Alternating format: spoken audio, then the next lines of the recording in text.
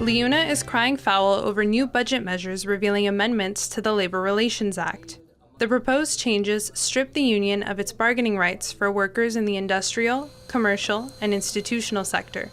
Union leaders criticized the provisions in a press conference held at LiUNA's Ontario Provincial District Council offices in Oakville. This is one of the most regressive bills that we have seen in 40 years of labor legislation. Not only the way it's been presented, but the way it's been rammed through, and the level of favoritism that's been shown here, we haven't seen in 40 years. The legislation in question is Bill 31, the Plan for Care and Opportunity Act, presented alongside this year's budget. Schedule 14 of the bill outlines special rules for the Carpenters District Council of Ontario in certain geographic areas, giving it the right to represent concrete formwork employees in southwestern Ontario.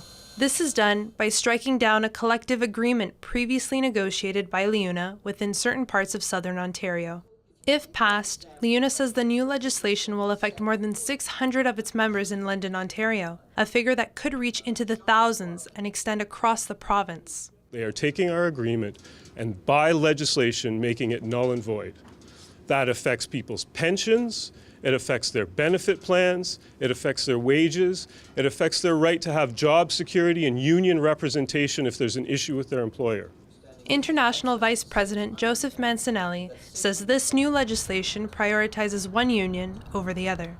It certainly does smell of favoritism, because when you have a union of 120,000 members who have established jurisdiction over 40 years, and you take their jurisdiction and you hand it over to another union, it doesn't look well, it smells funny, and it smells of favoritism, political favoritism to another organization for whatever reason, and I don't know what that reason could be. In an email to Correio de Manhã, Canada, Ministry of Labour spokesperson Michael Spears wrote that the proposed changes are meant to level the playing field between the carpenters and labourers and enable the carpenters to enjoy a similar ability to organize formwork employees in certain areas of the province. Carpenters Local 27 President Mike York agrees, insisting these changes allow the carpenters to play a role that mirrors LiUNA's in southwestern Ontario. This legislation addresses advantages that others would have over the carpenters. This is bringing back fairness and equilibrium to a specific area of the industry, which is concrete forming. So my argument is this actually brings fairness to the sector where we had been at a disadvantage prior. York says the initial collective agreement struck by LiUNA was never intended to cover concrete formwork employees involved in ICI projects. Instead, it was meant for those involved in smaller commercial projects that were part of larger residential ones. But according to LiUNA's senior legal counsel Sean McFarling, this is not the case. To say something was taken away and now it's being given back is just not accurate. Something is being taken away that we worked hard to achieve over the years. And people chose us, right? Working people said, I want to be represented by LiUNA. And having made that choice, the government, through legislation, is taking it away from them. And that's just fundamentally unfair.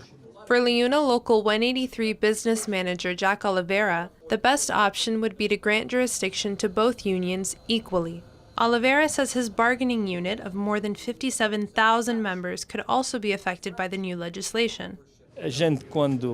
Portanto, eleitamos este governo para a província de Ontário, foi para eles fazer trabalho e não favores. E acho que eles têm que chegar à conclusão que estão aqui para trabalhar para a gente e não para fazer favores para ninguém. E acho que se eles realmente querem fazer isto, então que dê a mesma oportunidade à LiUNA. Eu acho que se eles querem dar aos carpinteiros a nossa jurisdiction, eu acho porque é que eles então não fazem diferente, porque é que eles não abrem para os dois lados. Eu acho que isso que é justo. After days of debate, Bill 31 has only passed its first reading at Queen's Park, with the Liberals required to pass the budget before the official start of Ontario's election campaign on May 9th. In the meantime, LiUNA's leaders have asked the government to remove Schedule 14, saying they'll launch a constitutional challenge if necessary. Executive members also vowed to work against the Liberal government politically ahead of the provincial election on June 7th, a fight they expect to win.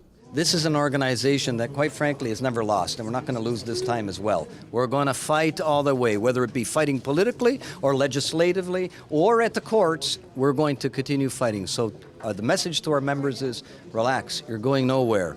Stay where you are, and we're going to take care of business. Jennifer Ferreira, CMC TV.